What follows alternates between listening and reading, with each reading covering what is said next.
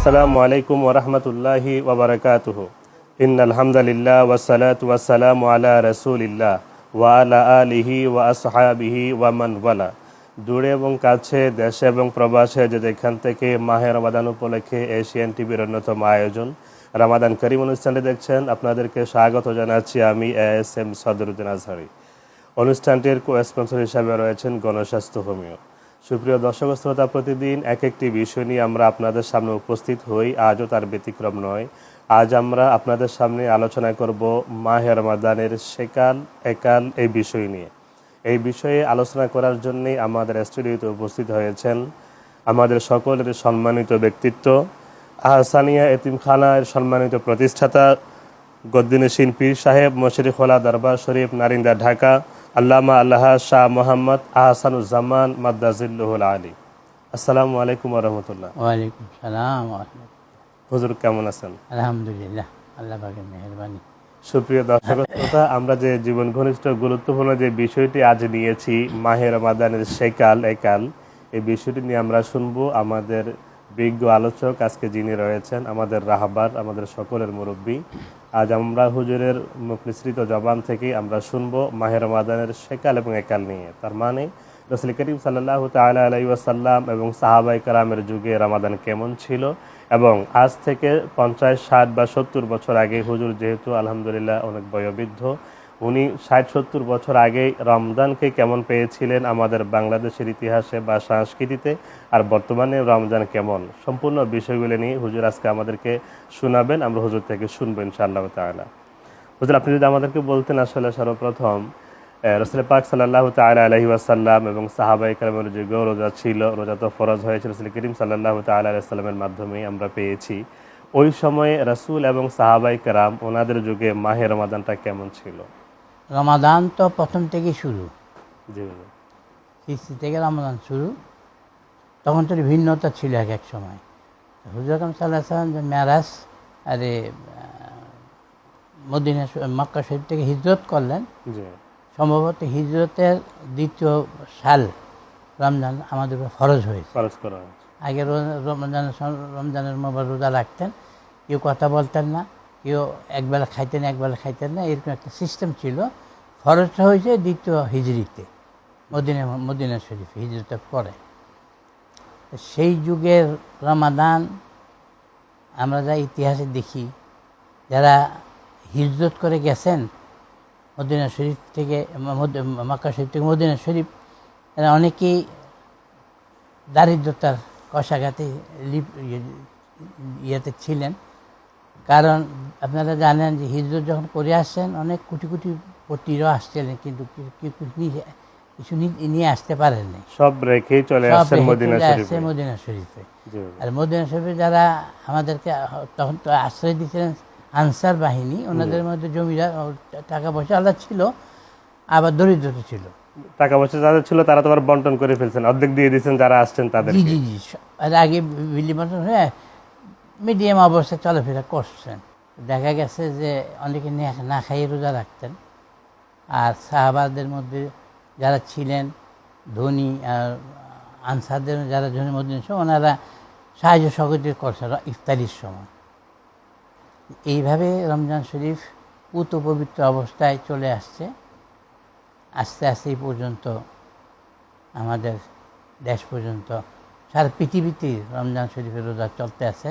জি জি, সারা বিশ্বে রমজান রোজা চলছে। সাহাবায়ে কেরামের যুগে আমরা বর্তমানে যে অবস্থা, তার থেকে অবশ্যই একটু ভিন্নতা ছিল, যেটা একটু আগে হুজুর বলছিলেন যে সাহাবায়ে কেরাম হিজরত করার পরেই তাদের ধন সম্পদ মক্কা শরীফে রেখে অনেকে মদিনা শরীফে হিজরত করেছেন।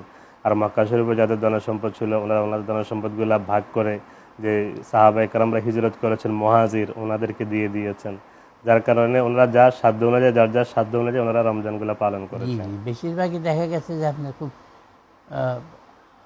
খাইয়ে না খাইয়ে রমজানের পবিত্রতা রক্ষা করছেন ওনারা, রোজা রেখেছেন। সাহাবায়ে কেরাম রাসূলুল্লাহ সাল্লাল্লাহু আলাইহি ওয়াসাল্লাম থেকে যা শুনেছেন, যে বাণী, যে আদেশ নিষেধ পেয়েছেন, অক্ষরে অক্ষরে সেগুলো পালন করেছেন। তো মানে ইজ্জতের সাথে রোজা রাখতেন।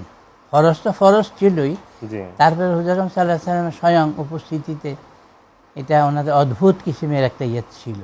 জি, হুজুর, তার পরবর্তীতে আস্তে আস্তে আস্তে আস্তে আমাদের দেশেও রমজান এসেছে, ইসলাম এসেছে। জি জি আমাদের দেশে আউলিয়া কেরাম সহ আপনাদের পূর্বপুরুষ যারা ছিল ওনারা সহ অনেকে ইসলামের দাওয়াত দিয়েছেন, মানুষকে মুসলমান বানিয়েছেন, হেদায়েতের রাস্তা দেখিয়েছেন।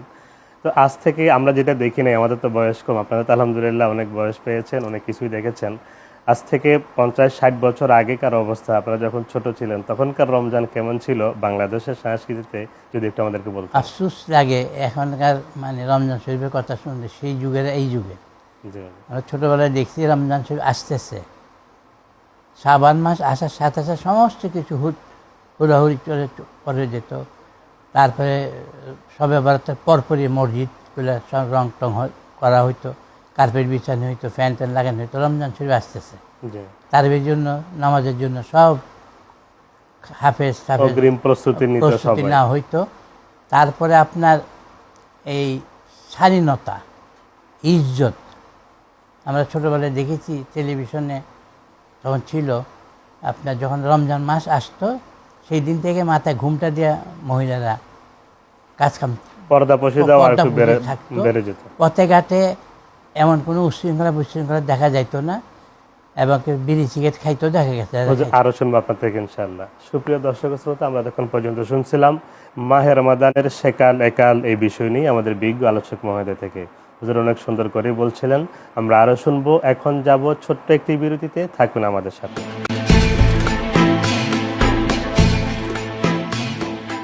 সুপ্রিয় দর্শক শ্রোতা, বিরতির পর আবারও ফিরে এলাম আপনাদের প্রিয় অনুষ্ঠান রমাদান করিমের মধ্যে। আমরা এতক্ষণ পর্যন্ত শুনছিলাম আমাদের বিজ্ঞ আলোচক মহোদয় থেকে মাহে রমাদান কেমন ছিল সেকাল একাল নিয়ে। হুজুর অনেক সুন্দর বলছিলেন যে আপনারা যখন ছোট ছিলেন 50-60 বছর আগে, তখন মাহে রমাদানের প্রস্তুতিটা কেমন ছিল, আদবপূর্ণ ছিল, পর্দা প্রসিদ্ধ আর একটু বেশি ছিল, ধর্মীয় ভাব গাম্ভীর্যতা মানুষের মধ্যে আরো বেশি ছিল। এখনকার যুগের মতো তখনকার যুগ ছিল না। জি আমরা ছোটবেলা দেখছি যে আপনার এই নবাব বাড়ির থেকে একটা তোপধ্বনি হইতো, জি বিরাট একটা আওয়াজ করতেন ওনারা, এটাতে ইফতারি শুরু। জি ইফতারি শুরু, আর সাইরেন ছিল, মাঝে মাঝে আপনার পুলিশ ফাঁড়ি টাড়ি মিলে সাইরেন টাইরেন ছিল, এগুলো সাইরেন টাইরেন বাজতো। আর বিশেষ করে শেষ রাত্রে পাড়া প্রতিবেশী কিছু মুরব্বী, বৃদ্ধ লোক, ইয়াং জেনারেশন, তাহলে হ্যাজাক, তখন তো লাইটের ইয়ে ছিল না, হ্যাজাক লাইট একটা মাথায় রাখতো, পিছনে আপনার কাবালি টাবালি হাম নাচ গাইতো, রমজান সেহরি খাবার জন্য লোকদের উঠাইতো। জি সুন্দর একটা সিস্টেম ছিল। গ্রামে এখনো ইদানিং এগুলো পাওয়া যায়, তবে খুব কম। এখন একবার উঠে গেছে বললেই হয়। মানুষের ইয়ে করে না। যাই হোক, একটা ছিল। আর ছিল আপনার উত পবিত্রতা, কথাবার্তা, চলাফেরায় একটা মানুষ একটা স্বাধীনতা বোধ ছিল, যে রমজান মাস, রমজানের কারণে তার ভিতরে একটা পরিবর্তন দেখা যেত। আসতো। আর আবহাওয়াটা এরকম একটা পরিবর্তন থাকতো, যে কি পুত পবিত্র রহমতের মাস, একটা বাতাস একটা বইছে। জি। এখন তো আফসোস লাগে, এখন তো ওগুলো কিছুই নাই, চলতেছি আমরা আর কি। জি হুজুর, তাহলে আগেকার যুগ থেকে বর্তমান যুগে অনেক পার্থক্য দেখা অনেক যায়। পার্থক্য। আপনার সেহেরি এখন দেখা গেল যে মহিলারাও হোটেলে খায়, রাত্রেবেলা সেহেরি করে, তাই না? তারপরে ইফতারি, রোজা রাখলো না রাখলো, ইফতারি করতে আসে পথে ঘাটে, মাঠে ঘাটে দাঁড়াইয়া, না টুপি নেই, ইসলামের লেবাস নেই, রোজা রাখছে তাও কোনো পরিচয় নাই, চলতে আসে আর কি এইভাবে। এটা আমাদের আফসোস লাগে যে এই বয়সে আমরা 70-80 বছর, 60-70 বছর বয়সে যা দেখলাম, এখানে অনেকটা পরিবর্তন হয়ে গেছে। তারপর আল্লাহ রহমত যে এই বছর একটু ব্যতিক্রম লাগতেছে, ইয়াং জেনারেশন নামাজ আসতেছে, রোজা রাখতেছে। আরেকটা বিষয় জানার ইচ্ছা ছিল, আমরা যতটুকু জানি আপনাদের পূর্বপুরুষ বাংলাদেশের বিভিন্ন জায়গায়, বিশেষ করে ঢাকাতে, ঢাকার আশেপাশে ইসলামের দাওয়াত দিয়েছেন, মানুষকে ইসলামের সুশীতল ছায়াতলে নিয়ে এসেছেন, কালেমার দাওয়াত দিয়েছেন। এমন কারা ছিলেন দু একজন মনীষী, এবং কি কি খেদমত ছিল একটু যদি বলতেন আমাদেরকে। মূলত আমার দাদাজান কেবল হযরত শাহ হাসান রহমতুল্লাহ আলাই 1871 সালে এই বঙ্গদেশে মাদ্রাসা প্রতিষ্ঠা করেন। তখন একটা হুসাইমিয়া মাদ্রাসা ছিল কুমিল্লাতে, ইসলামী প্রতিষ্ঠান, নারিন্দার বাইতুল দারুল হাসানিয়া মাদ্রাসা, আর ক্যালকাতাতে ছিল আপনার আলিগড়। এই মুসলমানের জন্য 3টা প্রতিষ্ঠানই ছিল। তখন থেকে আপনার শুরু এই মাদ্রাসা দিয়ে প্রতিষ্ঠা করা। তারপরে উনি মানুষের এই দৈনন্দিন খেদমত করার জন্য আপনার বক্তব্য করেছিলেন। জি, আরো প্রতিষ্ঠান তো অনেক করছেন, আস্তে আস্তে অনেক পরবর্তীতে অনেক আগাইছে। এই পর্যন্ত 26টা প্রতিষ্ঠান আমাদের চলতেছে, 19টা প্রতিষ্ঠান চলতেছে। 19টা প্রতিষ্ঠান বাংলাদেশের বিভিন্ন জায়গায় আপনাদের চলছে। এখানে মানুষকে হেফজখানা, এতিমখানা, মাদ্রাসা, মসজিদ, মক্তব চলতেছে। শশীনা আলা হজরত উনি আমাদের দারুল মাসানি মাদ্রাসার ছাত্র ছিলেন। আচ্ছা আচ্ছা। ওনার এই ইয়াতে বরিশালে বিশাল কারবার, অনেক খেদমত হচ্ছে ওনার মাধ্যমে বরিশালের মধ্যে। অনেক বড় খেদমত করতেছেন। ফুরফুরারা হজরত কাবলাকে মুরব্বী হিসেবে মানতেন, ফুরফুরা আলা হজরত। তো ওনাদের অনেক প্রতিষ্ঠান আছে, আছে। তো এই মুসলিমে কয়েকজন ওলি আল্লাহদের উসিলায় চলতেছে আর কি এখন পর্যন্ত এই দূর অবস্থার মধ্যে। বর্তমানে ঢাকার আশেপাশেও আপনাদের বেশ খেদমত আছে আমি যতটুকু মনে করি। চট্টগ্রামে এই মুর্শিদাবাদ গ্রামের বাড়িতে মসজিদ, মাদ্রাসা আছে, হেফজখানা আছে, সাভারে আছে। এটা তো সাভার। জি জি জি। মুর্শিদাবাদ এটা কি হুজুর মানিকগঞ্জ? না, সাভার থানা। সাভারে একদিকে সাভার থানা, একদিকে কেরানীগঞ্জ থানা, দুটার মাঝখানে মুর্শিদাবাদ। তারপরে আপনার চরভাসানিয়াতে রাজান কাবলার পীর মুর্শিদের নামে হযরত কালিম মকদুম রহমতুল্লাহ আলাই হেফজখানা, লতিফ তারপরে লস্কর রহমতুল্লাহ হেফজখানা। এইভাবে সারা বাংলাদেশে, ঢাকাতে তো আমাদের ছাত্র থাকার হোস্টেল একটা আমরা করেছি, কমপ্লেক্সের নামে একটা কমপ্লেক্স করেছি, কমপ্লেক্সের আওতাধীন অনেক প্রতিষ্ঠান আমাদের চলতেছে। বিশেষ করে আপনাদের ঢাকা তো বড় মাদ্রাসা, যেটা দারুল উলুম আহসানিয়া কামিল মাদ্রাসা, অনেক আগেই প্রতিষ্ঠিত এই মাদ্রাসা। আলহামদুলিল্লাহ, দরবারের খেদমতের হুজুর আলহামদুলিল্লাহ। সুপ্রিয় দর্শক শ্রোতা, আমাদের নারিন্দা মশরিকুল্লাহ দরবার শরীফ যেমনিভাবে মানুষের আত্মিকভাবে খেদমত করছে, মানুষকে পবিত্র করার জন্য, পরিষ্কার করার জন্য কাজ করে যাচ্ছে, আত্মিক উন্নতির জন্যে, চরিত্র উন্নতির জন্যে, তার পাশাপাশি একজন মানুষকে সুশিক্ষায় শিক্ষিত করার জন্যে দেশের বিভিন্ন অঞ্চলে, ঢাকার আশেপাশে, সাভারে, মানিকগঞ্জে, তার পাশে চট্টগ্রামে, বিভিন্ন এলাকায়, ছাগলনাইয়া, ফেনী, বিভিন্ন জায়গায় অনেকগুলো প্রতিষ্ঠানের মধ্য দিয়ে কিছু রয়েছে আলিয়া মাদ্রাসা, কিছু রয়েছে হেফজখানা, কিছু রয়েছে এতিমখানা, কিছু রয়েছে দ্বীনি শিক্ষার জন্য প্রাথমিক মক্তব। এভাবে বিভিন্ন প্রতিষ্ঠানের মধ্য দিয়ে, প্রাতিষ্ঠানিক খেদমত দিয়ে পুরা বাংলার আনাচে কানাচে বিভিন্ন জায়গায় মানুষকে সুশিক্ষিত করে তুলছেন। বিশেষ করে ঢাকায় না বললেই নয়, দরবারের খেদমতের পাশাপাশি, তরিকত চর্চার পাশাপাশি ঢাকায় কামিল মাদ্রাসা রয়েছে, দারুল উলুম আহসানিয়া কামিল মাদ্রাসা, নারিন্দা, ঢাকা। সেখানে আলহামদুলিল্লাহ প্রতি বছর অনেক ওলামায়ে কেরাম, অনেক ছাত্র সেখান থেকে বের হচ্ছেন আলেম হয়ে, অনেকেই পড়াশোনা করছেন, দ্বীনি শিক্ষা লাভ করছেন এবং দেশের বিভিন্ন জায়গায় তারা খেদমত করছেন দ্বীন ও ইসলামের এবং শরীয়তের।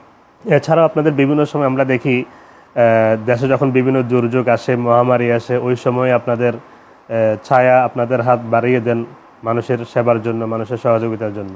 আমরা কমপ্লেক্সের মাধ্যমে দুর্যোগপূর্ণ আবহাওয়া দেশে যা আসে এই পর্যন্ত আমরা রিলিফ বিতরণ করি, নিজেও যাই রিলিফ বিতরণ করে। এসে আপনার তো রোহিঙ্গা ওখানে গিয়েছিলেন, সিলেটে, ফেনীতে। জি, আপনাকে অনেক ধন্যবাদ। সেদিন ফেনীতে হয়ে গেল। আপনাকে অনেক ধন্যবাদ হুজুর আমাদের স্টুডিওতে সময় দেওয়ার জন্য। সুপ্রিয় দর্শক শ্রোতা, এইভাবে আমরা অনেক নারিন্দা মশরিকুল্লাহ দরবার শরীফের খেদমত আমরা দেখতে পাই, যেমনিভাবে জাগতিক তেমনিভাবে আত্মিক, তার পাশাপাশি হতদরিদ্র মানুষের পাশে দাঁড়ানো ওনাদের কাজ। আমরা আজ দেখতে দেখতে একেবারে শেষ পর্যায়ে চলে এসেছি। আগামী পর্ব দেখার আমন্ত্রণ জানিয়ে আমরা এখানেই বিদায় নিচ্ছি। আল্লাহ হাফেজ। আসসালামু আলাইকুম ওয়া রাহমাতুল্লাহি ওয়া বারাকাতুহু।